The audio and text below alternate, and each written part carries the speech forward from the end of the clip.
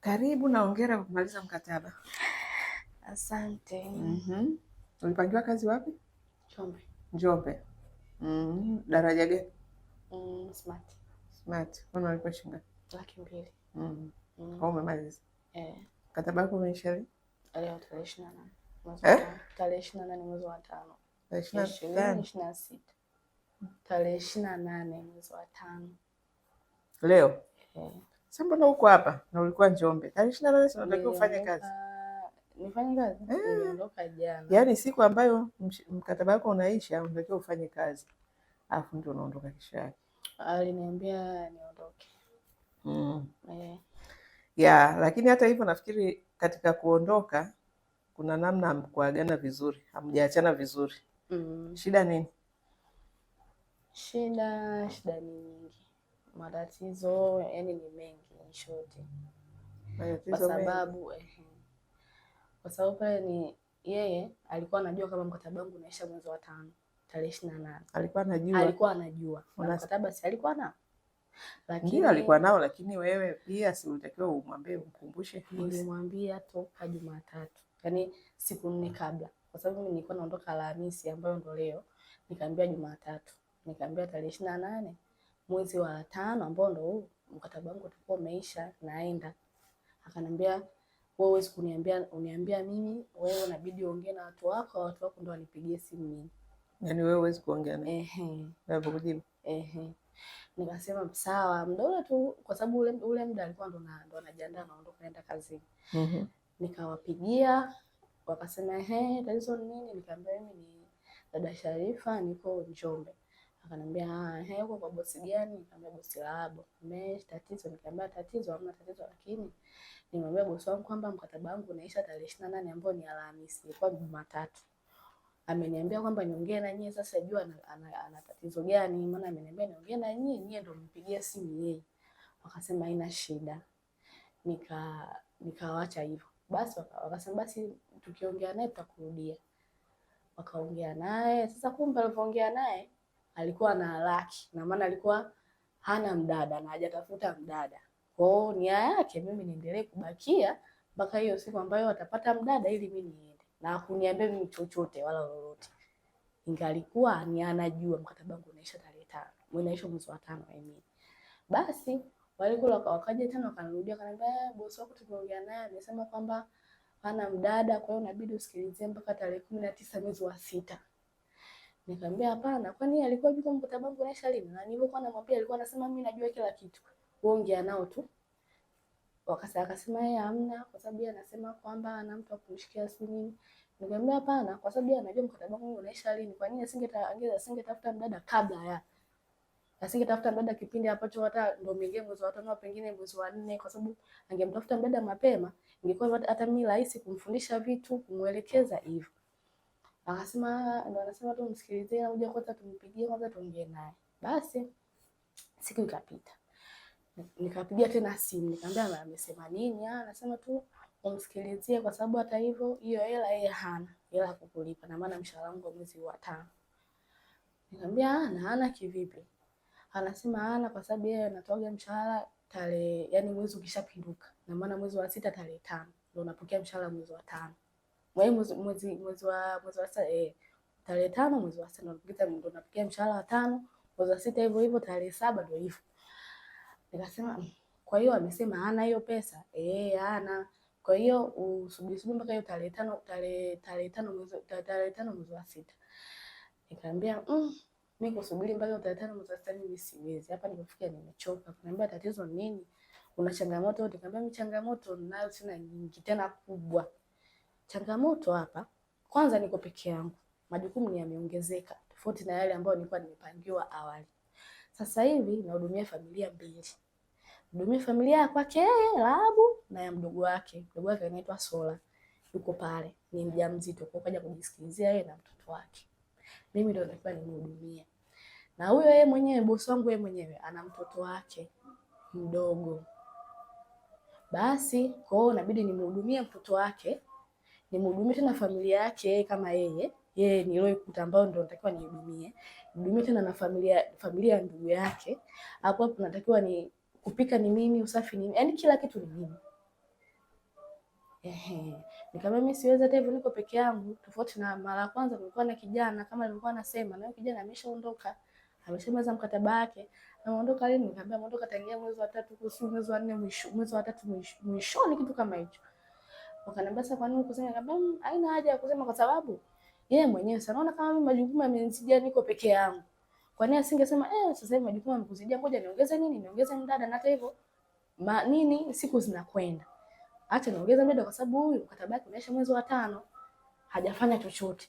Na mimi namtizama tu. Hajafanya chochote leo, yaani yuko tu.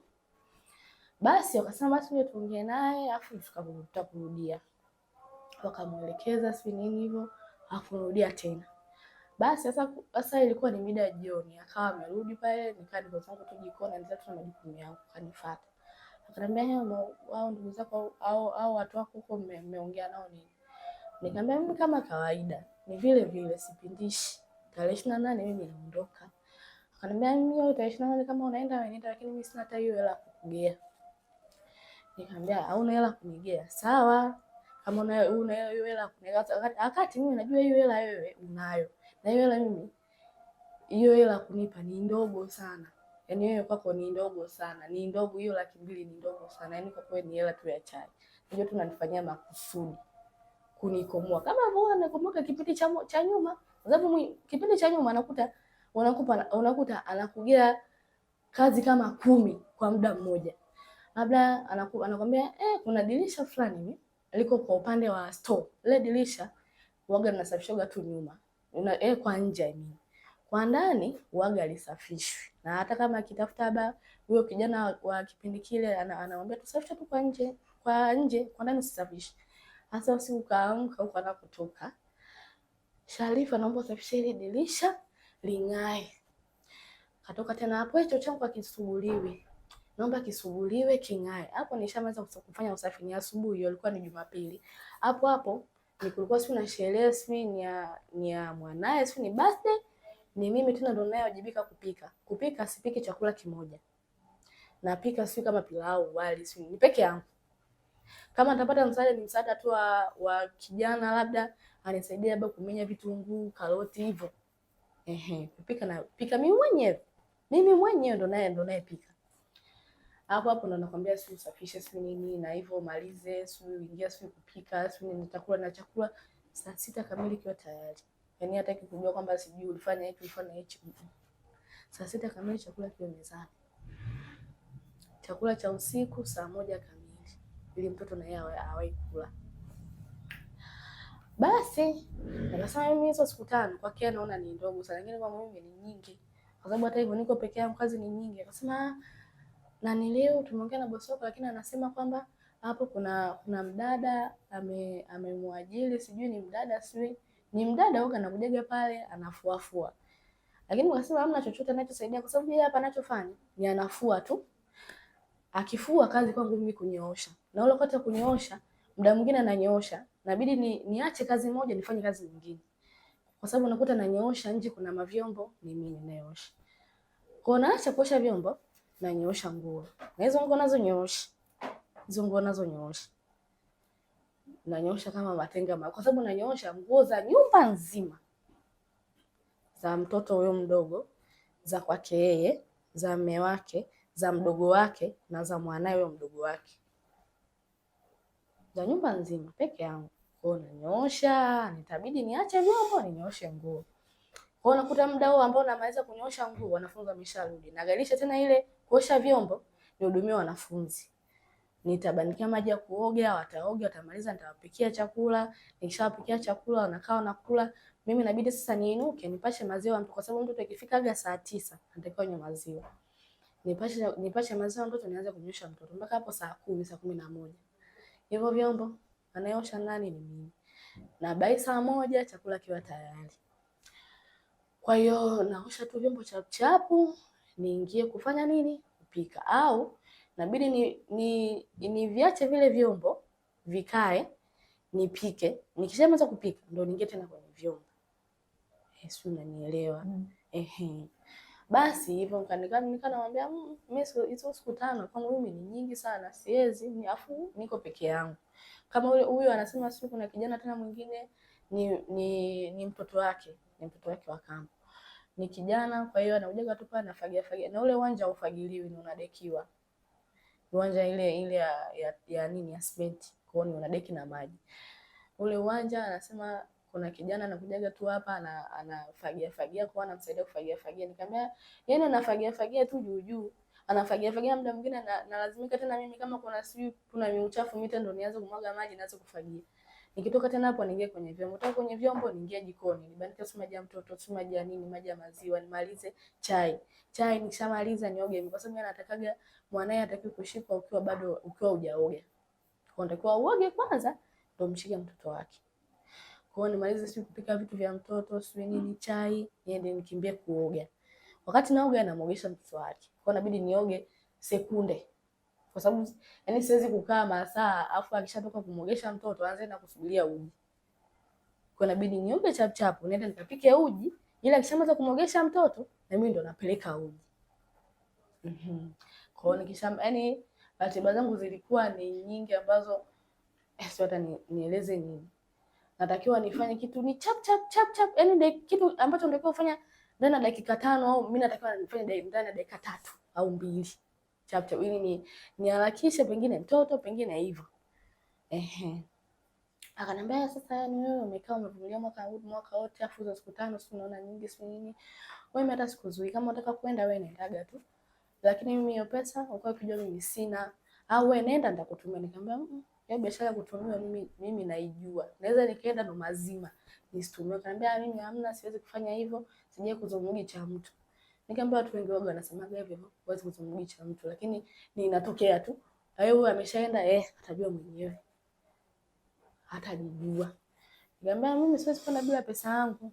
Basi ile Jumanne mimi nikawapigia tena simu huko. Nikamwambia kwani nyie ni mnapanga kwa hiyo hela tena nilimuuliza sio dada nani sio lazima sio ni Pili sio na nani sio Linda. Nikamuuliza hivi nyie ni mnapango wa mimi kunizulumu hizo pesa? Akaniambia hamna sio nini tumeongea na bosi wako anasema sio subiri. Nikamwambia no hapana. Niweza kusubiri kati yeye alikuwa anajua kwamba mkataba wangu unamaliza lini. Alikuwa anajua na maana hilo alikuwa anajua na maana anaenda anarudi yuko busy na mambo yake kile anajua huyu mdada anamaliza mkataba wake mwezi wa 5 tarehe 28. Kwa nini singetafuta mdada kabla hiyo siku? Kwa nini singetafuta mdada? Na maana anafanya kunikomoa. Kama hiyo kipindi cha nyuma nilikuwa huyo kaka kipindi ndo ameondoka ananiambia eti tena na sasa hivi umebakia peke yako. Ndo akanambia sentence gani? Ndo utanini? Nasema ndo utakoma ndo na bado. Yaani kana kwamba yaani ni ananikomoa sijui.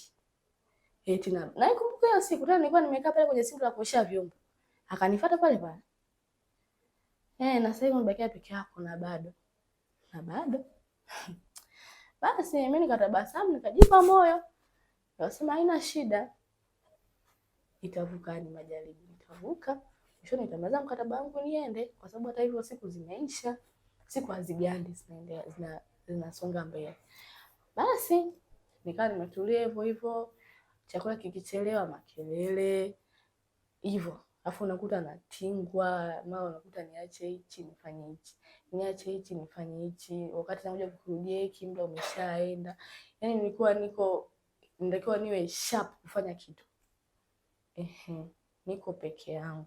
Hizo siku 5 anaziona ni chache sana lakini kwa mimi ni nyingi kwa sababu niko peke yangu. Labda niseme tu kwa ufupi. Ratiba yangu ya kila siku ninavyoamka. Kuna siku niliamkaga saa 11 kwa sababu mimi pale huaga tunakaga na kuna wafanyakazi wake wengine ni wa dukani. Kwa hiyo kuna binti fulani yuko pale ni wa dukani. Kwa hiyo wewe unakuta aamki muda kama naamka mimi. Kwa sababu mimi saa 11 kamili mimi tayari niko macho. Kwa hiyo yeye huaga anamkaga saa 12 hivyo. Na yeye aliambiwa ukiamka saa 12 unachemsha maji ya watoto na unaogesha watoto asubuhi kwenda shule. Kwa mimi ndo namkaga saa 11. Sasa hiyo siku nikawa nimeamka saa 11 nimefanya nimesafisha choo, nimesafisha ndani, nikasema mpaka sasa hivi na kuna kucha. Kwa nini hajaamka? Nikabidi nirudi kwenda kumuamsha. Sasa kipindi narudi simu na yeye ndo ameshaamka. Kwa ndo akajua simu ndo mimi na mimi simu ndo nimeamka ule muda. ni alitoka huko kama sijui kitu gani. Unaamka saa 12 afu nikiongea mnanuna. Sasa unaamka saa 12 saa ngapi? Nishakwambia saa 12 tangia nifike Njombe. Sijai mpaka saa 12 toka nifike Njombe. Mimi muda wangu wa kuamka ni saa 11. Yaani nimezidisha na dakika 10. Kwa mpaka nitoke ndani, nije nifungue kwa sababu sisi tulikuwa tunakaa chumba cha nje. Tukae mle ndani. Nitoke nifungue mlango niingie ndani, naanza kutafuta vitu naanza kusugua sui chini, naanza kusugua sui nini. Unakuta muda umeenda. Akaniambia umeamka saa 12 alafu mtu nikiongea unaanza kuongea. Nikaanza kulalamika, unaanza kuchini kuniambia nini? Mimi hizo hela uoga na sentence yake moja uoga ananiambiaga. Yaani mimi hizo hela naanza kupaga uoga na tupa tu kwa sababu sioni hata ninachokifanya huko ndani. Uoga anasemaga hivyo. Yaani sifanyi chochote. Mimi akianzaga makele kama na ananijua. Uoga siongeaje. Akaanza kukimya. Ataongea, atamaliza ataenda. Sijawahi kumjibu jibu. Unamwacha anaongea wala si kwanza kujitetea, unajua madam si nini. Yaani ukianza kujitetea naenda anaanza unajibu sana mimi. Sasa kujibizana nafanya kazi. Kwa unakuta mimi nakaa tu kimya. Nanyamaza, anaongea unajua mimi si hivi na hivi nakulipa mshahara afu naamka saa 12. Wakati si kweli. Si kweli kabisa, si kweli. Mimi naweza nikaamka saa 11 ile binti bado hajaamka, labda pengine kuchemsha maji kwa sababu nioga anawashaga mkaa. Kwa mkaa mpaka uje ukoleni inachukua muda. Kwa namwamshaga mapema ili achemshe maji. Hata kama kurudi kulala, maji hayo yanachemka. Hata kama nyingine nikaenda tena kuamsha mara ya pili, maji huko anakuwa tayari naogesha watu tuenda shule. Basi ndio hivyo akaongea pale. Akasema haina shida kwa sababu kuongea hujaanza leo, hujaanza juzi. Nishakuzoea unaongea tu. Nikapotezea nikaendelea na mambo yangu hivyo. Basi sasa ndio kipindi nataka kuondoka ndo ilikuwa ni lini jana. Tarehe 27. Nikawapigia simu ndio ilikuwa ni asubuhi. Nikamwambia nilipiga simu huko. Nikamwambia mmefikia wapi kuhusu hizo pesa zangu mnalipa au vipi? Kwa sababu mimi nilikuwa nategemea hizo pesa nikipata pengine ninunue hata vitu nipeleke nilete nyumbani kwa sababu kule mafuta angalau ni bei ya chini kidogo tofauti na huko kwa sababu kule wanalima mafuta. Nikasema hata ninunue hata mafuta hata sasa nimetoka kule nimeambulia tu hela ya nauli kama nauli tu. Na hiyo hela kula nisipigi mahesabu hela kula kwa sababu nikipiga mahesabu ile bajaji loan tu hapa na vitu mpaka kunipeleka stendi. Kwa hiyo mshahara wako wa mwisho hujapata? Hajanipa. Akasema nikija hapa nitapata pesa zangu. Yaani kwa maelezo yake alivyoniambia mimi. Kwamba nikifika hapa nitapata hizo pesa. Nikamwambia kwa sababu nilikuwa hata nishaongea na wewe nikasema okay sawa, nikalizika tu. Lakini kabla ya hapo alipokuwa ananiambia nenda sio nini. Yaani roho yangu ilikuwa haijalizika kabisa. Yaani ni ngumu kabisa. Kwamba nikija hapa nisipate hizo pesa. Yaani mimi nijua nikishafika hapa kwamba ataanza hicho Kiswahili chake kimana kimeshuka Basi ndio hivyo. Nasema tu haya. Kwa nimeshaongea na madam. Hana shida acha tu niende. Nampigia naona anapatikana. Anakuaga busy. Anakuaga busy.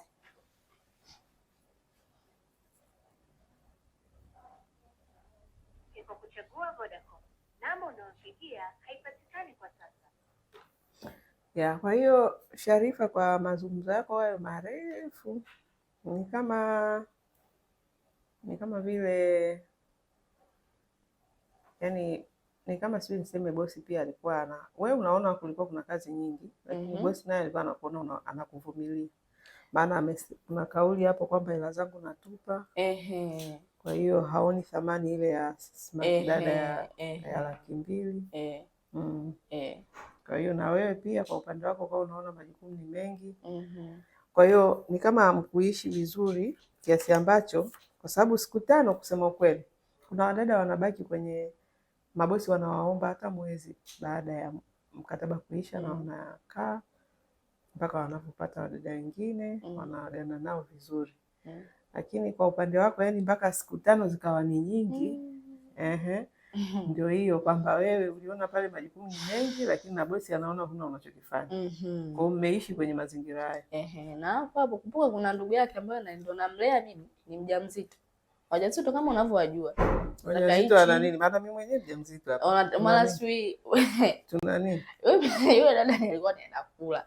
Kwa unakuta nikipika chakula cha mchana anakula, yule mtoto anaporudi shule anakula tena, katikati hapa kabla ya saa 1 nakwambia nasikia njaa, labda kuna matunda, mmenye matunda. Afu hapo unakuta uko unapika. Kwa inabidi uache kupika, uende ukamenye matunda umpe. Kwa hiyo kwako hiyo ikawa ni kero. Hapo kwa sababu yeye alikuwa ni mtu tu wa nyumbani, kwa alikuwa anakaa na mtoto. Kwa unakuta muda mwingine yule mtoto wake ananiambia labda siku nyingine amepupua, mnaniliu mbadilishe, natoka naacha kupika naja nakuja nambadilisha. Bado saa nyingine ananiambia mtoto anasikia njaa, mpashie baba maziwa. Haya, nampashia maziwa nakuja nampa. Muda mwingine saa nyingine unakuta sasa ndo ameamka asubuhi, sasa labda pengine yeye ana mizunguko yake. Kwa inabidi mimi ni stop kazi zote. Yaani kama ndo nilikuwa napika niache, manake pale ni kila siku lazima ufue nguo za mtoto. Nguo za mtoto haziruhusiwi kukaa wiki ndo zije zifuliwe. Ninafua siku hiyo. Kwa inabidi niache kufua, niache kila kitu nikae na mtoto. Na sijui alikoenda, kwa inabidi nikae nivumilie mpaka muda anaporudi. Kwa muda mwingine unakuta anachelewa kurudi, anarudi labda saa 10, saa 9. Yaani muda umeshaenda. Kuna natoka tena ndani nianze tena siala na njaa, nianze kumpikia yeye kwanza mjamzito. Kwa sababu mtoto unapokaa naye na inabidi nimuache kwanza pale, niingie jikoni kwa sababu una jiko la gesi, nimpikie mtoto chapuchapu ninanielewa, nije niendelee kukaa naye. Kwa anavorudi, jamani mimi nina njaa, haya tamwacha pale sebleni, anamwangalia mtoto, kwa sababu mtoto anasemaga aruhusu mtoto wake kukaa peke yake, wala aruhusu mtoto wake kubebwa mgongoni, ni bado mdogo. Nitampikia chapuchapu, atakula. Akishakula sasa ndio nianze sasa majukumu yangu. Kama kupika, kama ndo wanafunzi wamesharudi shule, niachane na yote nianze kudili na wanafunzi. Niwapikie suni na hizo ngomba kana kuja kufua ni saa ngapi? Bado sijapika chakula cha usiku. Bado kuna mavyombo pale kwenye kalo, natakiwa nioshe. Sasa lakini unajua na ndio sasa hivi tumepandisha kidogo mishahara ya smart, lakini wakati unakuja kipindi kile smart yenu ni 200,000, still bado ni hela nyingi unajua. Kwa hiyo kwa mtu ambaye alikuwa analipa dada 50,000 alafu anakulipa 200,000, majukumu unayozungumza ni hayo ya kuosha vyombo, kupika, kupasi, kuangalia mtoto. Mbona kama ni majukumu ya kawaida ya nyumbani? Yaani sio kama unavyoyaongelea ya ajabu. Yaani majukumu ambayo sio nasema ni kama kupasi. Naweza nikakaa na pasi kuanzia nimeanza basi saa 8. Labda saa 7 tuseme. Na pasi saa 7, saa 8, saa 9, saa 10. Na hizo nguo nazo pasi natakiwa niwe sharp katika kupasi, kwa sababu unakuta sipasi hizi nguo si chache, si za mama peke yake. Unakuta napasi nguo za nyumba nzima. Sawa, nguo za nyumba nzima ambazo unapasi masaa yote hayo, unapasi mara moja kwa mwezi au unapasi yani haijalishi kama hiki kipindi ambacho unataka kuondoka ni kila siku nguo zinafuliwa. Ni sawa hata zikifuliwa jamani, hiyo nyumba ina shule mpaka upasi nguo masaa si mangapi? Kwa sababu unaona basi matenga haya, yale matenga yale 3 yale hivi. Matenga haya 3. Kwamba hizo nguo zilivaliwa. Yaani hizo nguo unakuta kwa sababu kuna baridi, kwa unakuta nguo wanavaa nguo nyingi. Wa singlendi, puneki, nini, stokeni, sweater. Kwa unakuta manguo ni yamejazana. Kwa huyo mtoto mwenyewe wa darasa la 3 I mean. Nguo zake labda anaweza kavaa Jumatatu, Jumanne, Jumatano. Tenga limeshajaa. Kwa sababu anavaa nguo nyingi. Anavaa nguo nyingi kwa ajili ya baridi. Tenga limeshajaa. Kwa upande mwingine ni kama nyumba ambayo inahitaji ipate angalau watu 2 ili waweze kusaidiana. Lakini pia kama uliweza kupambana kwa kipindi ambacho ulibaki peke yako, nafikiri sio toka mwanzo. Umesema ni mwezi wa 3 sio kijana aliondoka ambaye mpa mnasaidiana. Ndio sasa ukaelemewa na kazi ambayo ni kama mwezi au miezi miwili. Sasa mwezi tu mmoja jamani. Mwezi mmoja tu Sharifa kweli. Lakini kwa upande mwingine hizi kazi yani ukiweza ukimudu, mimi naangalia siangalii negative, naangalia positive kwamba yani ni kipindi ambacho pia unakomaa yani unakuwa mpambanaji haswa kiasi kwamba hata ungekuwa unataka kuendelea na kazi labda sasa tungesema Sharifa amefika level ya smart ya sasa hivi ambayo ni 300,000. Lakini sio hivyo tu, unapoingia mtaani, maana umetoka kwenye kazi, umetoka kwenye ajira, lakini sidhani kama unaenda kuwa tu mama wa nyumbani au kuwa tu mtu ambaye huna thamani. Bado utatakiwa kuendelea kufanya kazi, hata kama sio hizo kazi za ndani, bado utafanya kazi. Na ukitaka mafanikio lazima uwe ni mtu ambaye una uwezo mkubwa sana wa kufanya kazi. Kwa hiyo kazi hizi zinaweza zikawa wewe unaziangalia kama negative kwamba zilikuwa ni nyingi, lakini kwa upande mwingine zilikuwa zinakuandaa, zinakunoa ili Sharifa, lile lengo kuu la mradi wetu kwamba tunataka wadada watoke kwenye hatua moja kwenda hatua nyingine, na wewe uweze kufika kwenye hiyo level. Kwa hiyo badala ya kuweka bifu na bosi wako kwamba ni kitu kibaya, unaweza ukaiangalia pia kwa upande mwingine kwamba ni kitu ambacho kimekujenga, kimekuandaa. Sasa hivi sio yule Sharifa yule tena. Na uhakika kuna tofauti kubwa sana ya yule ulioenda pale na baada ya kukaa pale umejenga muscles. Unajua mtu akianza gym mwezi wa kwanza huwezi kuona muscles lakini baada ya miezi 3, 6, mwaka unashangaa muscles zimejengeka kweli kweli. Kwa hiyo muscles zako zilizojengeka ni za kazi ambazo mimi naona kwako ni faida. Kwa hiyo pia hilo la kutaka sana kusubiri hizo siku 5, kwa kweli mimi binafsi sioni kama ni namna nzuri ya kuachana na mtu ambaye umeishi naye mwaka. Yaani mwaka unashindwa kumvumilia mtu siku 5, kweli Sharifa? Mwaka mzima umeishi naye dari moja. Na mtu anaposema, umezungumzia pia bosi wako alikuwa ni mtu wa kubwata kuongea, si ndio? Mtu anapoongea manake ni yani kwa upande mwingine ni kama anakusaidia ujiboreshe, kwa sababu anakuta vitu havijafanyika anapotaka. Kwa hiyo ni wewe kumstudy bosi wangu anatakaje. Anasema choo chake hakijasafishwa, dirisha umekiri alisafishwi mara kwa mara. Kwa hiyo ni mtu ambaye inawezekana asemi kila siku, lakini siku akiamka anatibuka anasema kwa nini choo kichafu? Kwa nini madirisha machafu? Anakusaidia pia kwenye kujiboresha. Nawaambiaga wadada, hizi nyumba mnaenda, lakini chukulieni kama mko chuoni. Ukikutana na bosi msafi ambaye ana level zake fulani fulani, zile level anakupandisha viwango, kwa sababu natoka kwenye nyumba zenu za kawaida. Ukienda kwenye nyumba ambayo ni ya mtu ambaye kidogo ni wa standard ya kati au ya juu, unachukulia huko darasani sasa.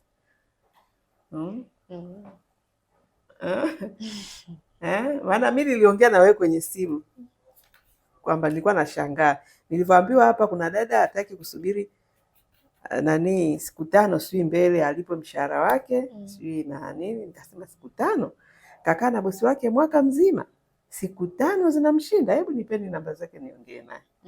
Ndio kisa mimi cha kukupigia. Yaani mimi nilikupigia nikushangae kwamba inakuwaje siku 5 zikushinde? Mtu umekaa hapo mwaka mzima.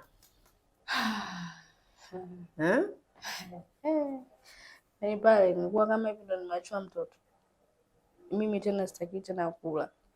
Kuna inabidi mtoto ale. Kwa unakuta mimi toka asubuhi nakuja kula jioni. Kwa nini? Unakatazwa kula au? Sio sikatazwi kula, kwa sababu yule mtoto atakiwa kubaki peke yake. Na kingine atakiwa kubeba mgongo, kwa sababu angekuwa anabeba mgongoni ingekuwa kwangu mimi ni rahisi. Ana umri gani? Mwezi wa 6 tarehe 25 atimiza mwaka. Kwa sababu ana miezi 11. Bado mchanga. Huwezi kumweka mgongoni. Atakiwa kubeba mgongoni. Kwa hiyo unatakiwa umbebe tu hivi. Na yule mtoto ukimwacha peke yake analia. Sasa ukiwa umembeba mtoto wa miezi, huwezi kula kweli? Kula. Labda ule kiporo ambacho kilikuwa kimepikwa tangia jana. Sasa kwani kiporo si chakula? Na hicho upike kwenye gesi, kwenye mkaa. Yaani kiporo sio chakula? Ni chakula, ni chakula. Na ndo uombe kiwepo. Ndo hamna. Ndo hamna, unafanya. Sasa wewe umekaa pale mwaka mzima, mazingira umeyaona kwamba hapa kuna mtoto mchanga ambaye nikiachiwa lazima nikae naye, siwezi kufanya shughuli nyingine. Kwa nini katika kupika kwako ulikuwa huweki ile chakula kesho, labda wakati nitakuwa siwezi kupika inabidi nikae na mtoto nipashe nile? Kwa sababu pale ni ofisini kwako, lazima utengeneze mazingira ambayo pia kwako sio magumu sana kusema hakuna chakula kabisa mpaka kile cha kupika kila siku. Kwa nini kutengeneza mazingira chakula kinachopikwa nitabakisha kidogo kwa ajili ya mimi mchana wakati nimeshika mtoto niwe nakula. Kwa mfano tunaweza kupika usiku labda pengine ugali. Asubuhi labda pengine ndo kuna ndizi au viazi. Kwa hiyo utachemsha kwa sababu wale vyakula vyao vingi ni mchemsho. Ndio. Sasa viazi tena si ndio chakula chenyewe. Kwa hiyo ile asubuhi unakuta unawapikia wao chai, kama vikibaki ndio unakunywa chai. Kwamba vinaweza visibaki. Vinaweza visibaki. Kwa hiyo unaweza ukapika afu vikaisha vyote. Au kama kwa mfano tuseme wali. Kwa sababu mimi wali muda mwingine nilikuwa najitoleaga. Kama upo mwingi. Kama upo kidogo ndo basi napitisha dish. Kama uko mwingi natoa naficha kidogo. Ndio hicho nilikuwa nasema kwamba uweke mazingira. Kwa mfano ndo umepika ugali. Sio kuna viazi vya asubuhi, weka viazi viwili. Utakavyokunywa mchana utakunywa chai, sijui utafanyaje. Ndio mazingira yako ya kazi. Ndio sasa ndio viwepo. Ndio wamekunywa chai vibaki. Wamebakisha havipo sasa. Lakini tena jikoni washe mkaa, yani kubandika. Sisi kwenye mkataba wetu tunasema sehemu ya kulala, chakula lazima wewe ambaye unaenda kufanya kazi upate. Sasa unasemaje kwamba mazingira yanaweza yakawepo chakula ukapika chai ikaisha. Kwa hiyo wewe ujani. Ukapika chakula kikaisha, wewe ujala. Inakuwaje? Tena hiyo. Kwa sababu muda mwingine unakuta hata kama nikipika chakula cha usiku. Kwa sababu huaga anakula kwanza mtoto afu ndo unafuata mimi. Kwa unakuta napika chakula labda cha mtoto anakula. Huko tayari nishapikia watu wengine. Kwa hiyo mimi namlisha mtoto, watu wengine huko wanakula. Kwa unakuta ule ambao namlisha mtoto, nikishamaliza kumlisha mtoto, narudi kula, chakula hamna. Wamaliza chote. Sawa, lakini sasa ndani ya mwaka mzima ulivyokaa, ukaona mazingira ni hayo, labda sema mara moja mara mbili. Sinabidi ukae uongee na bosi wako au kabla hujaenda kumlisha mtoto upakue chakula chako ukiweke. Alafu ukimaliza siku kumlisha wewe ndio unamlisha mtoto. Ukimaliza kumlisha mtoto na wewe ule, sasa utalishaje mtoto alafu ukirudi chakula kimeisha alafu wewe unalala bila kula? Mbona kama ni mazingira ambayo sasa wewe mwenyewe umeyaentertain, kwa sababu kama kweli yako hivyo, utakiwa utuambie mapema, tuongee na bosi wako kuhusu hilo swala. Kwetu hilo ni swala ambalo ni nyeti kabisa. Mtu hawezi kufanya kazi, yani sawa na gari kutaka litembee bila mafuta. Haiwezekani. Lazima dada anayefanya kazi yale. Kwa sababu hapo yani ni marufuku uanze kula wewe kabla ya kwao. Na akikukuta huko jikoni unakula, kosa la jinai. Lakini sasa sawa, hata kama sio kula wewe wa kwanza. Lakini kama unajua kuna hiyo tabia kwamba watakula chakula kitaisha, inabidi uzungumze ili huo unaachiwa basi. Kwamba wajue Sharifa yupo na yeye anatakiwa ale. Maana ulivyoiongea inakaa kabisa haikai vizuri. Yaani kama dada wa kazi ndani mnapakua chakula chote kinaisha. Alafu yeye mnategemea ndio mtu ambaye anafanya majukumu yote ya humo ndani. Hizo nguvu anazitoa wapi? Na bosi wako anajua hicho kitu? Hicho kitu? Hataki hata kujua. Yaani ndio utajijua mwenyewe. Kwa hiyo hujawahi kumwambia? Na mimi sija, kwa sababu kuna siku nakumbuka tulipikaga kwa sababu ile idadi ambayo tunapikaga wali kama mche tunanoga kilo 1.5 au kilo 2. Tukipika kilo 1.5. Yaani hapo utegemee kinaisha chote hadi ukoko. Upate kitu. Ukipika kilo 2. Hiyo inatokea mara ngapi? Yaani hiyo nikipiga hesabu hata siku ambapo nilikuwa nalala na njaa ni nyingi sana hata zihesabiki. Mpaka sasa ikatokea kipindi nishazoea. Kwa muda mwingine unakuta kama store pengine kuna matunda, inabidi tu nichukue ndizi nile nilale. Bosi wako ana namba nyingine au ni hii moja? Maana nampigia kwenye hii namba. Naona namba mwisho ngapi? Mwisho 73. Niangalie namba nyingine.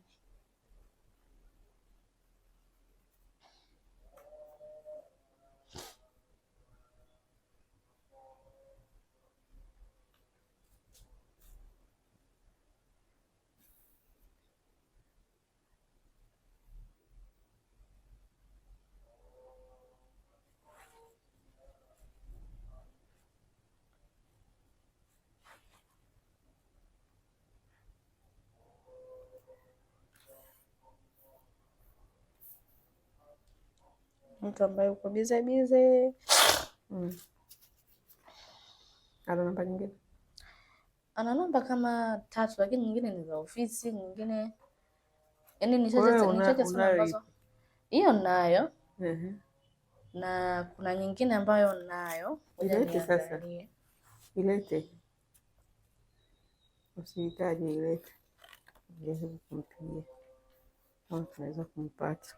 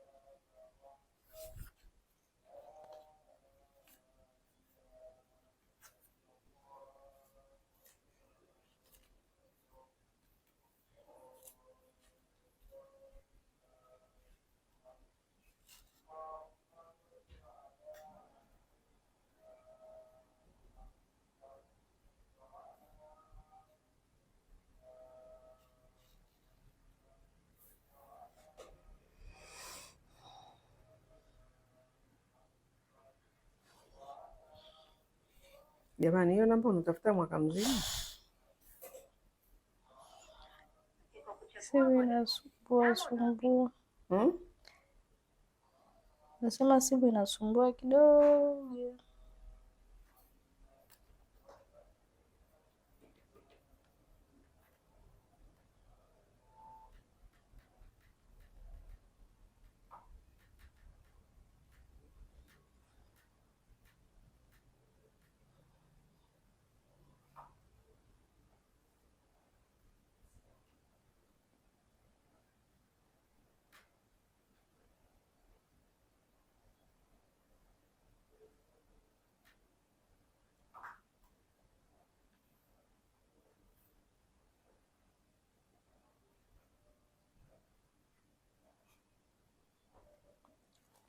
Hapa nakutaje? Ustadi.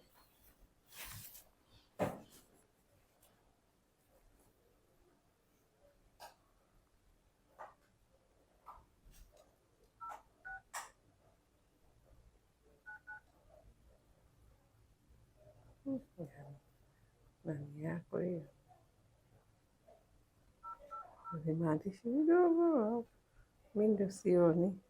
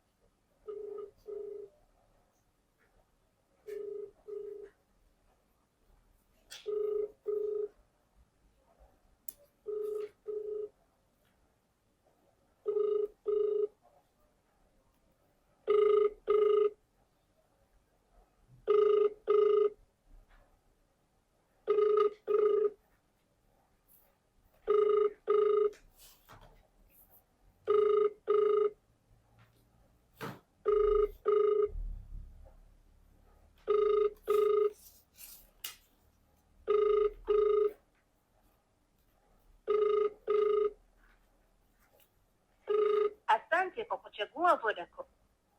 Anyway, haya. Unaona? Nashindwa kumpata. Labda nitakapompata kwenye nani nitaongea, ila mambo ambayo nataka kuongea nayo ni kwamba alikuwa anafahamu kama walikuwa wanamaliza chakula mara nyingi sana, walikuwa na upate chakula. Hiyo ni muhimu kwa sababu bado anahitaji huduma ya dada, na dada anayeenda lazima mazingira yawe yana accommodate vizuri. Lingine ni kuhusiana na mshahara wako kwamba amesema sio atalipa lini, kwa hiyo nitaka nijue anakutumia hela lini, sababu lazima alipe lazima akulipe. Lazima akulipe. Labda lingine la kuwashauri mabosi kwa ujumla wake ambalo nimekusikia ni kwamba wana mikataba pia. Kwa hiyo mnapokaribia muda wa kumaliza, wasichukulie tu kwamba dada hana mipango. Waongee na wadada kwamba vipi utaendelea au nianze kujiandaa. Na kwetu hapa ni miezi miwili kabla mkataba haujaisha, miezi miwili, kwa sababu muda wa kusubiri dada ni wiki 8 kama mtu analipa ile kawaida. Kwa hiyo ni ushauri mzuri kwa mabosi wanaokaa na wadada, wasiwatafute ubaya kwa sababu walishindwa kujiandaa mapema, alafu dada alishapanga mipango yake, unataka sasa aendelee kukusubiri. Huko ni kama kutengeneza mazingira ambayo hayana ulazima. Na kingine naomba nikuongezee kingine, angeongea kwanza na mimi, angeniomba mimi kwanza kabla kuongea na nyie, kwa sababu angeniomba mimi na nilio Sharifa samani, kwa sababu muda bado sijapata mdada. Nilikuwa nakuomba ubakie, kwa sababu nimeshaika oda ya mdada ambaye anakuja tarehe 19 mwezi wa 6. Nilikuwa nakuomba kama utojali uendelee kunisikilizia hizi siku, akija unampokea zeni unaondoka. Sasa wapigie wale walikuwa ndo nipigia mimi simu, wamepigia, anaanza kulia huku ndo wanaofanya kazi au mimi? Angeniomba mimi kwanza, kwa sababu angeanza kuniomba mimi kwanza, mimi singeona ubaya yote. Anaanza kuongea huku kwanza, yani huku ndo waje kama kunikomandi mimi kule, waje kukomandi ndivyo ulivyoelewa, yani kwamba anataka angeniomba, kwa sababu ni mambo ya watu wawili, mimi na yeye. Mtu na bosi wake. Angeniomba bwana, kuna 1 2 3 na kuomba fanya hichi, kwa sababu mimi hapa nimefika hapa nimekuta bado hajajifungua yule mtoto, ni yani yuko na mimi kama vile sisi kitu gani umempokea wewe. Yani mpaka ile kipindi naondoka alikuwa bado hajala, kwa analia kwa na mimi, kwa sababu mimi hapa kipindi bado niko naye. Ilikuwa ifika saa 6 kamili ndio mtoto ndio apate chakula, ikipitiliza na hapo anaanza kulia. Unabidi nisabu kila kitu niweze kumpa chakula. Kwa hiyo mimi ndo nilikuwa kila kitu namkia nini hivi, si yani kila kitu. Angeanza kuongea na wewe kwanza, angeanza kuniomba mimi kwanza, alafu mimi ningeshalizika sasa kukuomba. Hajaniomba. Yani angeanza kukuomba, maana mimi nimesema kuongea, kumbe angetakiwa akuombe wewe kwanza, kwa sababu mimi tayari chama wewe ndio unayefanya kazi pale. Ndio mimi sasa, kama ningelizika ningepiga simu, bwana mimi huyu anaweza mkataba kesho kutwa, lakini nimeongea naye nimemuomba nisikizie hizo siku, amekubali. Kwa hiyo hivyo wewe ungeona hapo amekusamini. Nilikuwa naona sijajua kwa wewe imekaa vipi, ila mimi naona hiyo ni wazo zuri zaidi, lakini yeye katoka wapigie wale ndio waongee na mimi, wapigia wale. Kwa hiyo wewe ndio iliyokutibua kabisa. Kwa mimi nikasema kwa mimi kuniomba awezaje, kama alivyozoea kukomandi fanya hichi. Wewe alikuwa anataka kuamrisha wale kule ndo waniamrishe mimi mpaka hizo tarehe, na wewe ukasema sasa. Kwa hiyo kwa nini mimi kuniomba, anaonaje yani, anaonaje? Nikasema basi kwa kuwa na wale hawawezi kuniomba mimi, maana ofisi ilikuomba lakini ukagoma. Kwa sababu yeye angeanza na mimi kwanza. Ofisi ilikuamrisha, ilikuomba. Wale huku waliniambia tu bosi wako amesema umsikilizie, kwa hiyo inabidi tu tulie mpaka nikamwambia hapana, siwezi kutulia. Siwezi. Kwa hiyo huku nako walikuamrisha? Wakaniambia bosi wako amesema sisi inabidi ukae. Walikuamrisha? Ndio hivyo niambia nini, hiyo ndio sentence walioniambia. Inabidi ukae mpaka tarehe 19 mpaka wewe usiwe inabidi. Inabidi ukae. So sisi naomba siendelee kukaa sisi. Inabidi tu ukae kwa sababu bosi wako amesema sio atapata mkataba ana. Na kipindi namwambia sasa alikuwa anasema kwamba mkataba wako unajua unaisha tarehe 28. Kwa ongea na bosi zako kwanza. Anajua na maana. Kipindi chote tu anajua. Ila mama tu kutulia. Na kuchora na kuangalia unavyoteseka mwenyewe, unavyopambana mara mtoto mara si nini. Na mtoto wake akilia tu, akilia. Haijalishi ni akilio cha usingizi, kilio sijui cha pemba limejaa, yaani haijalishi. Yaani akilia tu ni ana njaa. Akilia tu mtoto wangu ana njaa.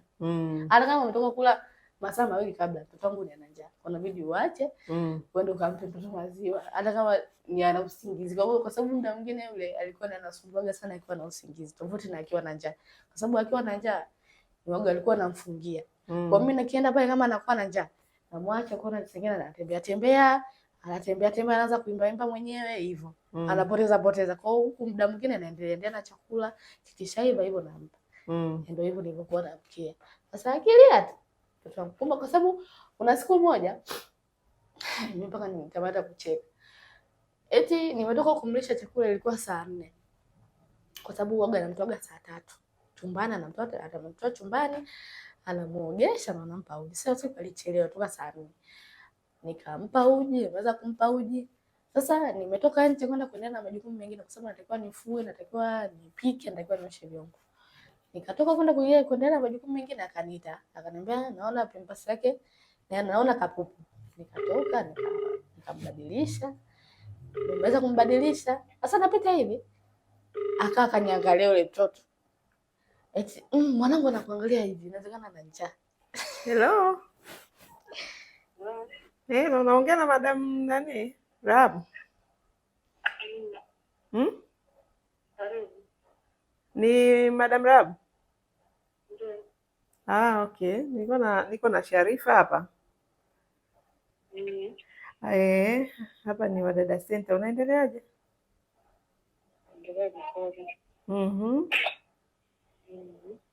Niambie huko mmemalizanaje na dada?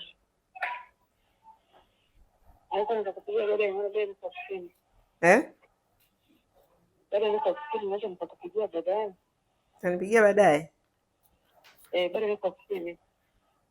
Huwezi ukatenga hata dakika moja? Maana nataka nimruhusu nani, lakini kuna vitu hapa ameniambia, nikasema mi waga dada napenda yaani waongee jambo na asiyo ameongea kitu ambacho sio. Kwa hiyo nikimruhusu, maanake tukija kuongea tutaongea wawili, lakini kama yuko hapa atasikia alichoniambia. Je, ni sawa? Sawa. Tuendelee. Naongea na nani? Naongea na Joyce Kiria. Joyce Kiria. Asante, karibu. Asante. Sasa niko na dada Sharifa alimaliza mkataba wake kwako. Ndio. Lakini sasa yani namna mimi kwanza nimesikitika jinsi mlivyoachana, kwamba ni dada ambaye eti kukaa siku 5 za ziada asubirie upate kwanza umlipe hela yake, maana na wewe una mipango yako kwenye kumlipa. Akashindwa, lakini pia ulikuwa hujapata dada mwingine. Kwa hiyo akaamua tu kuondoka licha ya sisi pia kuongea naye kwamba kama anaweza kukusubiri, akashindwa. Nikasema mliishije mpaka mnaachana vibaya namna hiyo? Yaani dada, unashindwaje kumsubiri bosi wako anakuomba? Kwa nini ukumsikiliza? Hicho kwanza ndio cha kwanza kilichonipa shida. Lakini sasa katika mazungumzo anadai kwamba ilikuwa yani mazingira ya kazi yalikuwa ni magumu. Kuna nyakati nyingi alikuwa hapati chakula, akipika chakula sio kinaliwa kinaisha. Alafu pia kazi ilikuwa ni nyingi sana, kuna vijana walikuwa wanasaidia lakini baadaye wakaondoka, na baada ya kuondoka hakukuwa na jitihada zozote za kusema labda upate mtu mwingine wa kumsaidia. Kwa hiyo nikasema sasa hebu ngoja nimtafute bosi ili hivi vitu ambavyo unasema hapa nione kama unamsema kwa sababu hayupo au unaweza ukasema pia akiwa anasikia. Maana sasa dada anayefanya kazi akose chakula, jamani, si kama gari unataka itembee bila mafuta, itawezekanaje? Kuna vitu vinanichokesha sana madam. That's why hapa nimekuheshimu kwa sababu kama niko ofisini kwangu na kikao na watu kwa benki mara moja. Okay. Ndio nimeomba tu kwa sababu umesema anaondoka, ndio nikasema niheshimu wito wako nikusikilie. Sawa sawa madam. Unajua sijui nisemeje, lakini mimi huwa nasema heshima ni kitu cha bure. Heshima ni kitu cha bure. Mimi sishindi nyumbani. Na that's why somebody Akila nilipokuwa naongea naye kwamba dada anakaribia kumaliza mkataba, akaniambia inabidi jitahidi uweke mkataba mapema. Nikasema sawa, tukawa tunaongea vizuri, akawa ananiconvince. Akawa ananiuliza mnaendeleaje na Sharifa. Nikawa namwambia uzuri ana changamoto, lakini sio changamoto kubwa, kwa sababu kila mtu ana changamoto zake. Ni kweli. Hakuna mtu aliyekamilika 100%. Ni kweli kabisa. Mimi huwa sipendi kumsema mtu mabaya. Hata kama anaondoka vibaya kwa maneno mengi nini, imekuwa tafrani. Lakini mimi siwezi kumsema kwa mabaya kama yeye anapofikiria. Mimi ni mtu mzima. Ndio. Kwa aliponifikisha mpaka sasa hivi kwa huo mwaka ninamshukuru. Na amefanya kazi vizuri tu, amebadilika hapa mwishoni. Changamoto ambazo alikuwa akizileta ambazo niliziripotia hapo zilikuwa ni mbili. Ambazo mimi zilinikwaza to the extent. Nikamshirikisha Akila, akaongea naye. Na mimi huwa napenda uzuri, kama nimeishi naye angekuwa mkweli, ningeongea ukweli. Ndio. Mimi mara nyingi sina muda wa kuongea nao. Lengo la kuamka saa 3 kwanza nianzie hapo. Sio kwamba nakuwa nimelala kitandani.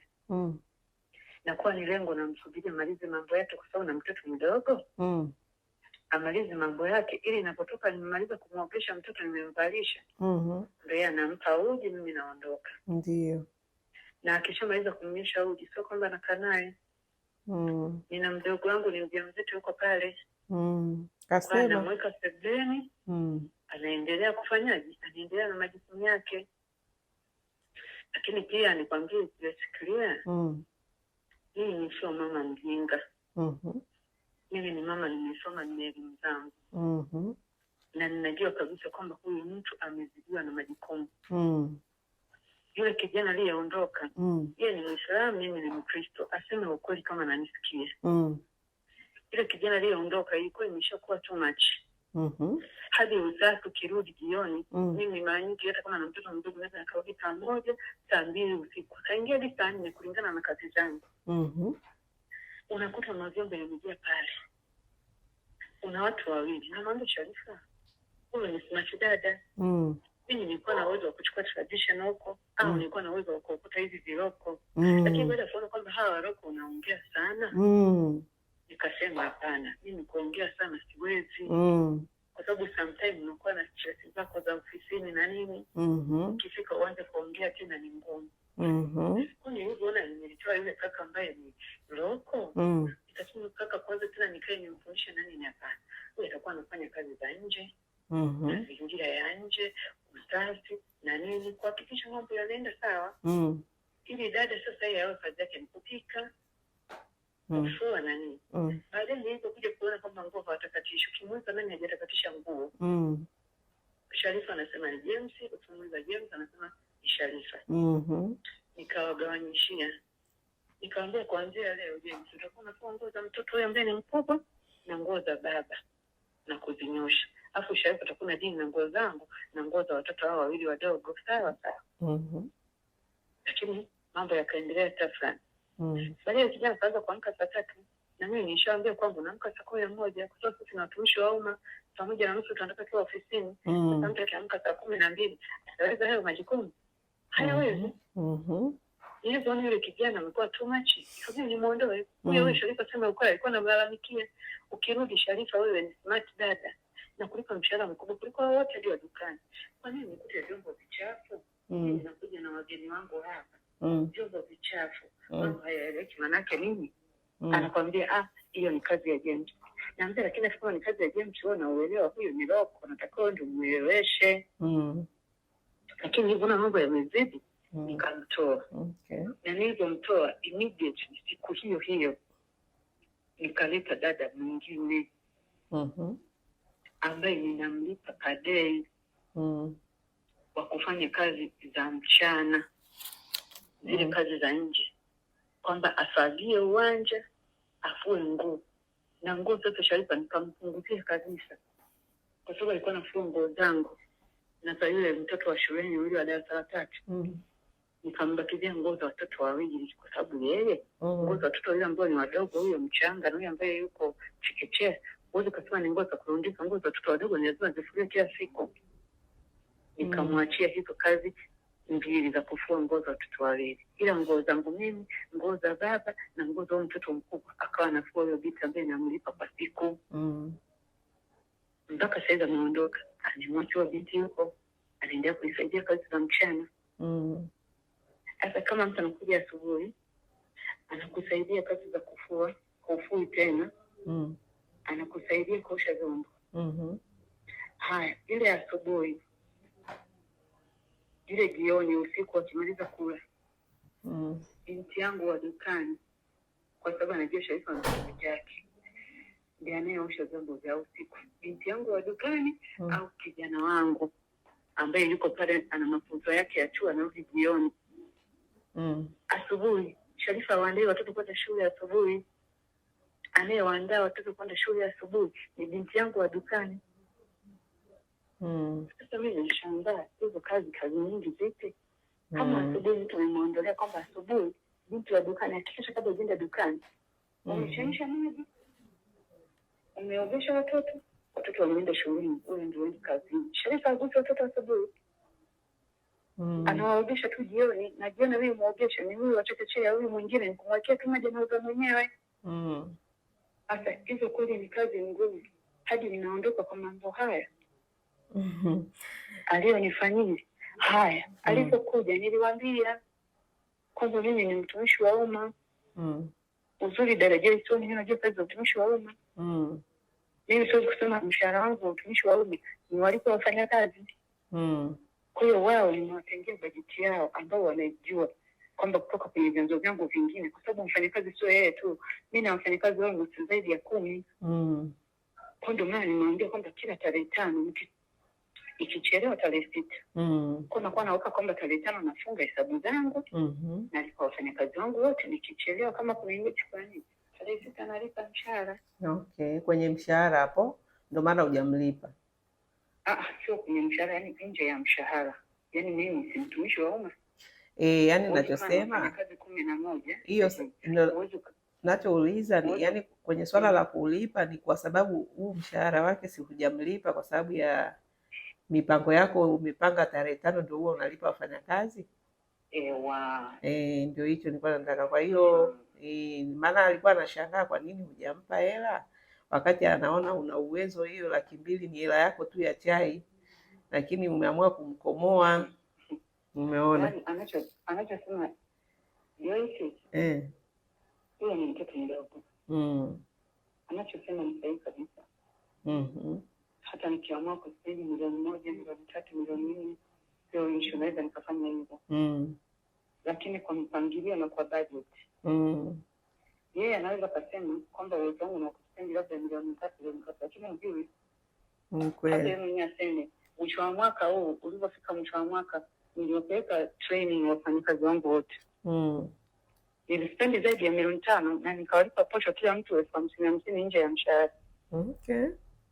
Hiyo nakuwa tayari nimeshaiweka kwenye malengo. Sawa. Lakini unavyonitukiza hata leo ukiniambia kwamba naomba 10,000 naweza nisikupe. Ni kweli. Sababu sina. Hata wewe mtu umeishi naye vizuri na akikosea nilikuwa namwambia aseme. Mimi huwa napenda kuongea, niko honest. Mtu akikosea ni hapo ninamwambia. Sawa. Vile vidogo na aseme ukweli. Ilifika kipindi amechoka kazi, tusiseme uongo, lakini wenzio tumefanya hizi kazi, nimwambia hata sisi tumefanya hizi kazi za ndani za watu, sio kwamba hatujafanya. Mpaka hapa tulipofikia, mimi nimesomeshwa na shemeji yangu, lakini alinisomesha kulingana na nini alivyokuwa naona na bidii. ya kufanya kazi na nini, nikienda nyumbani mazingira yanakaa sawa. Sawa. Sasa huyu Sharifa anayesema hayo maneno kwamba kazi zinamzidia, nimemwongezea binti wa kumsaidia kazi za mchana. Mtoto anayesema, lakini mpaka sasa hivi naondoka ile naenda zangu ofisini, ameshamsimulia yule dada kwamba mimi tarehe 28 sizidishi hata nukta, nimechoka, kazi ni nyingi. Kwanza niliambiwa watoto 2, sasa hivi nahudumia watoto 3. Lakini ufali mimi nilimuuliza Sharifa kwamba uzuri mkataba unaonyesha, mimi sio muongo, mimi nilimwambia yeye nimeandikisha mkataba nina watoto 2 na ni mjamzito. Sasa itegemea mpaka nakaa mwaka mzima mtoto asizaliwe. Hicho ni kitu ambacho hakiwezekani kabisa. Wewe mimi nitegemea tuondoka vizuri hapa. Huwezi jua ya kesho. Wewe ni binti, kesho unaenda kuolewa au dunia ni mzunguko. Tunaweza tukakutana kwenye sekta zingine. Lakini haya kuondoka, unagombana, unafanya nini? Haimati, wewe unajua mimi ni mchana, nalipa tarehe ngapi? Mimi nikufanyia kusudi ili kwa nini? Alafu mimi sina historia za kutapeli wafanyakazi. Kwa sababu kama anavyosema, uwezo ninao kwa ule ambao Mungu amenijalia. Kwa siwezi kumdhulumu mtu anitafuta riziki kwa kitu kidogo hicho, siwezi. Lakini nimekuomba umekataa. Mimi nikamwambia basi kwa sababu umekataa, na mimi sijai kumdhulumu mtu. Wewe nenda tuondoke kwa amani. Ikifika tarehe 5, mimi nitakupa lako. Sasa kawa ikichelewa tarehe 6 kama unavyojua.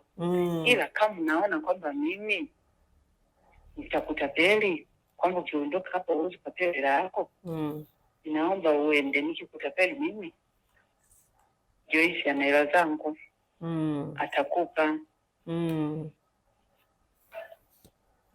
Sharifa aliongea sana, kelele zikawa nyingi na nini.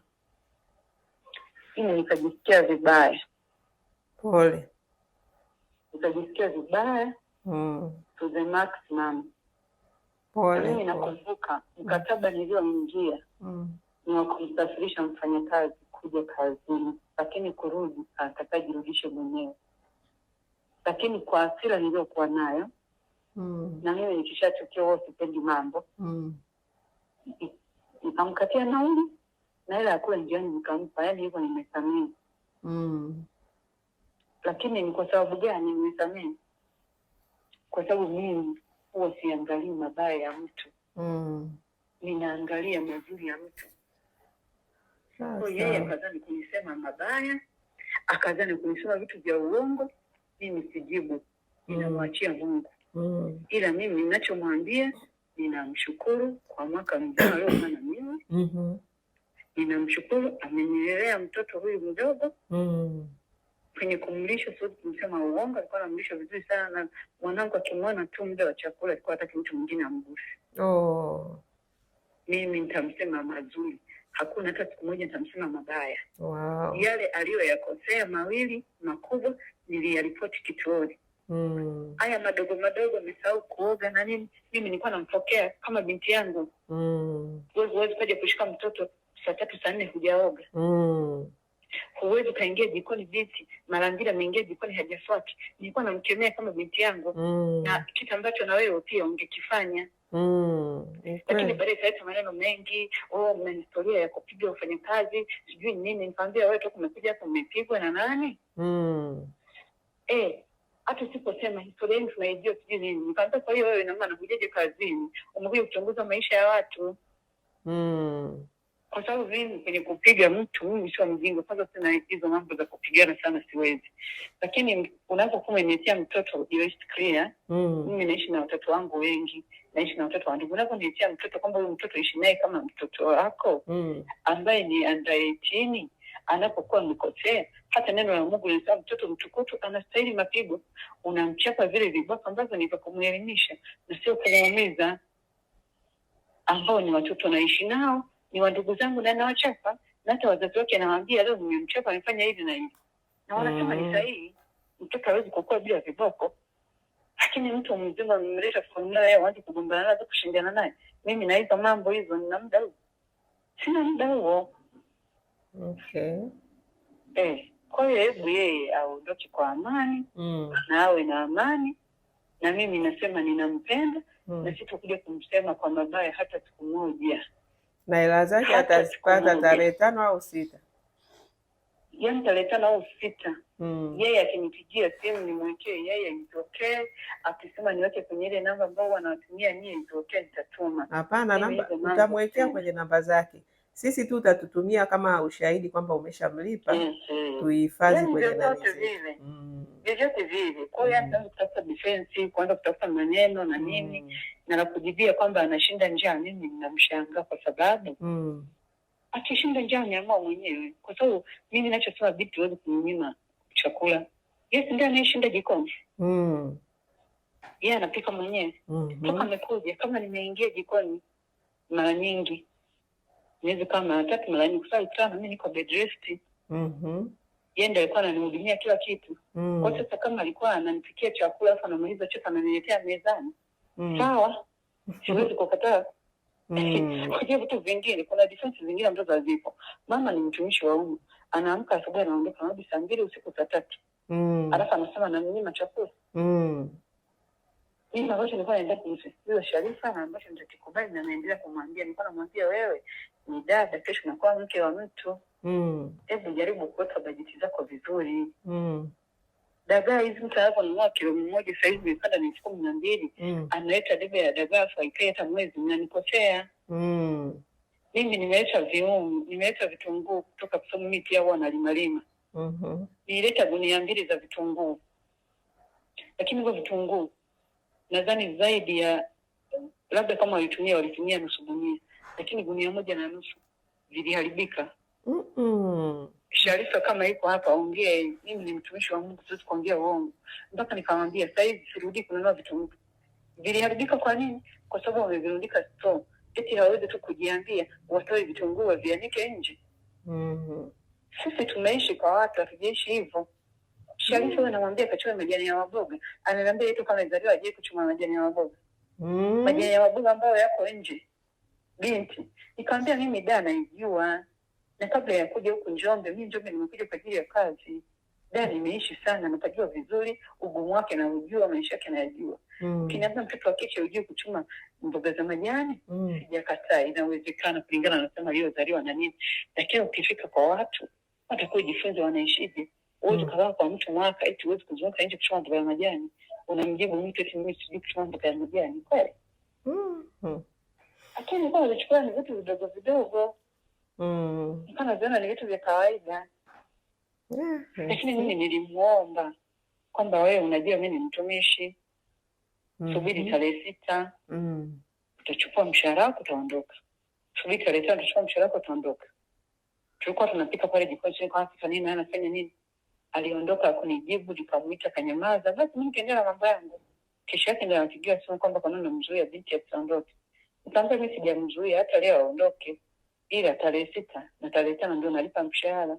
Na mimi pia niliwaambia kwa mimi naomba nimpe nauli ya aondoke, kwa sababu nikishishi na mtu aliyenikasirikia hivi siwezi, na mimi nitajisikia vibaya, nitakuwa sina amani ofisini kabisa. Yeye aende, mshahara wake atatumiwa, sije kumdhulumu kitu.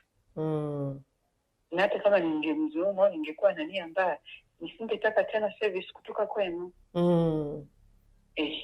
Lakini mimi kujibizana mtoto wa kike na nijibu vibaya nini na kwa mikazi yako hii labda lete wadada wawili sijui nini. Nikamwambia mimi hata 3 naweza nikaleta, kwa sababu mimi ninachotaka huo ni amani ya moyo. Ni bora nile kidogo, lakini watoto wangu wawe na amani, kwa sababu lengo la kuleta wafanyakazi sio mimi. Lengo la kuleta wafanyakazi ni watoto wangu, wahudumiwe vizuri, maisha yaende vizuri. Kwa kifupi my dear, ni hivyo. Kwa kweli tumekusikia. Okay. Labda kuna Sharifa, kuna lolote la uongo hapo? Mbona naongea kwenye sehemu ya vitunguu. Hiyo kipindi ya vitunguu, kipindi ambapo ameleta vitunguu kilikuwa ni kipindi cha mvua. Anajitetea, anasema vitunguu vililetwa kipindi cha mvua. Kwa hiyo hakukuwa na jua la kwani. Kipindi cha unakuta mvua inanyesha na kata. Nanyesha na kata. Kwa hiyo unatoa, yaani kazi yako ni kurudisha kutoka. Wewe ungekuwa hivyo vitunguu umevinunua kwa hela yako, ungefanyaje visiharibike? Mimi nilikuwa niko busy na kazi zangu. Kwa hiyo unakuta ni sikiliza swali langu. Hivyo vitunguu ungekuwa ni hela yako wewe umenunulia, si ndio? Yani vinaingia kwenye, vikiisha gunia, tuseme zile gunia 2 zikitumika vizuri, labda kuna amount fulani ya hela utaipata. Ungevifanyaje? Ungevitekea kitofauti. Lakini kwa sababu najua ni vya bosi, ili changamoto iko kwa wadada wengi, sio peke yako Sharifa. Yani mabosi wengi, kitu kikubwa kinachowaumiza ni wanaweka bajeti ya vitu vyao, lakini wadada hawana uchungu navyo.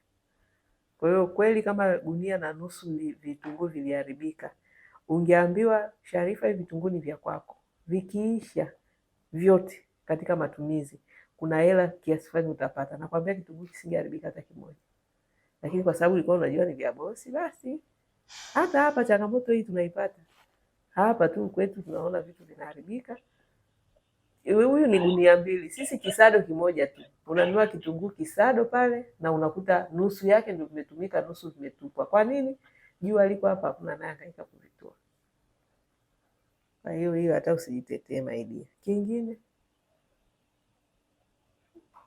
kuna kingine au umechukua kama feedback amna kingine? Umechukua feedback ya bosi wako ukaifanyie kazi. Maisha duniani hapa kama alivyosema, tunategemeana. Tunategemeana. Usiachane na mtu vibaya. Unapoishi na mtu ndio unajenga brand yako. Kuna leo na kesho, huwezi jua. Na hiyo tabia ya kuambia wafanyakazi wapya kuwajaza sumu pia ni mbaya sana. Hapa kuna kazi nyingi kwako Sharifa. Mtu anayekuja mwingine hujui ubavu wake wa kufanya kazi, kwa hiyo unaanza kumwekea sumu, lakini labda yeye angeweza kupambana. Yani kuna hicho kitabia ambacho ni kibaya sana. Wafanyakazi huaga, akishachoka sehemu, wakati anaondoka haondoki kwa uzuri, lazima amjaze maneno. Ndio maana unakuta sasa mabosi akamjibu hapo ameondoka ghafla, uliniambia tuondoka kesho, nitakupigia simu choga yangu. Sasa anachangaa mimi ninapopewa kwenye na utumishi, lakini ninajiambia nimekuwa mbili za nini, nimekopa sina wajifunza. Mtu anayekuwa ni mtumishi anakuwa rafiki yako pale anapokuwa kazini, lakini mkishaondoka kila mtu anaenda na mambo yake. Lakini unapokuwa unaendelea kwamba watumishi wangu 1 2 3 chini, haipendezi.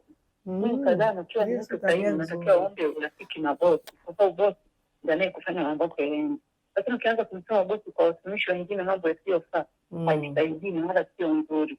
Na dada wake alipokuja nilimuomba kwamba naomba tuseme mshahara wake. Kila mtu hapa na mshahara wake. Na wengine wanapanda mshahara kulingana na doi wanapokaa, kwa sababu ni wengi wa shambani wa vipani na nini. Kwa kianza kusema wapake, mtu atajiuliza kwamba mimi nimekaa miaka 4 kwake, ananipa mshahara kama huyo aliyekuja hapa sasa. Kwa tayari natengeneza vinyongo. Nilimwambia, lakini nimeumia udada mikuji kwa lengo la kumsaidia ajikata miezi mingi. Anaanza kumwambia na kazi nyingi, sizidisha hata nusu sijui nini. Sio vizuri kabisa, sio vizuri. Yaani sio vizuri kabisa.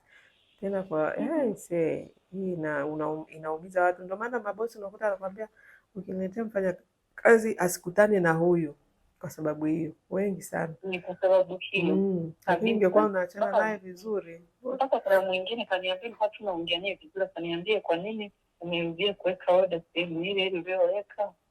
Nikamwambia kwa nini umeniambia hivyo, kusema ni kama tu anaweza kunijaza mambo huyu wa mwezi mmoja. Uone kama ukikutana na mtu anayekuja kwako anaweza kumwambia vitu ambavyo kweli. Nikaambia sijajua ofisi inakubojaji, lakini sidhani ama watakutana. Kwa sababu akikutana naye ni vibaya sana, anaweza kumwambia kitu kingine ambacho sio sahihi. Lakini mimi kama ananisikia, nimemsamehe na ninampenda. Huyo bado ni mtu mdogo, anahitaji maisha huko mbele. Kabisa, na tunawaambia hivi ili wajifunze na wajirekebishe. Kwa sababu bado safari ni ndefu ya maisha yao. Tabia hizo sio nzuri, zitawakwamisha. Kwa kweli mimi nakushukuru na naongera sana kwa naona umekaa naye zaidi kama mzazi kwa kweli, kwa sababu vitu vingi ulivyozungumza kwamba ulikuwa unasema na nini, na hata yeye alilalamika kwamba mkali nini, lakini wewe umeiongea kwa maana ya kwamba ulikuwa unamrekebisha, unamfundisha, kwa sababu unamwangalia kama binti yako. Na ni kweli huwezi kukaa na mtu bila hivyo. Mtu ameingia jikoni bila kupiga mswaki, nisimkemee. Wewe kwa sababu hiyo pia inaenda kumjenga. Yeye anakuwa mwanamke kesho, atakuwa mwanamke aina gani? Na hivyo nilimwambia taarifa kesho ujue na ule wapi. Wewe umekaa kwa mwaka mzima, ujue kuchuma jani la maboga. Kesho na ule kijijini na kwaje. Umeona? Namlea kama mwanangu, anapokosea ni lazima nimkemee, lakini namkemea kwa nini? Kwa lengo la kumjenga. Sawa sawa, mi madam nimekuelewa kwa kweli. Hamusi mtoto wangu na namkemea, binti hujaoga mpaka saizi kujilia mtu. Yaani nimekuelewa tena, na lile la chakula na lenyewe umeliongea vizuri sana. Hivi kama wewe unatoka asubuhi unarudi jioni, alafu mtu ambaye ndo anapika unasema toka amekuja kwako wewe umepika kama mara 3, nyingine zote alikuwa anapika yeye. Sasa analalamikaje kwamba yaani anakosa chakula? Hicho kitu kwa kweli kinakuwa akiingia akilini, ni kama tu nataka kumweka ubaya. Kwa sababu kila ananikumbuka wengine na kuongezea, nikanamwambia kila mimi naleta matunda wanakula, hawaleti huku mezani. Lakini mimi napenda mtu akipanga chakula mezani aweke na matunda. Weka matunda, katakata kama ni ndizi, kila mtu achukue kipande kimoja, kwa sababu tunda ni lengo la kujenga mwili. Tunda sio chakula, lakini mimi sipati matunda. Na uzuri ya kila kakaa kamuonya na nini. Hata anaponiambia hali kwamba wanakula vijana au vijana kutoka wapi. Mchana alikuwa anashinda yeye na leo vijana aliyeondoka. Hao wengine ni wadukani jioni. Kwa kweli, yani nafikiri mwenyewe tu atakuwa ameshajiongeza kwamba hata kama alikaa na njaa ilikuwa ni ujinga wake, kwa sababu jiko analo na yeye ndio mpishi. Umeona? Lakini ndio hivyo.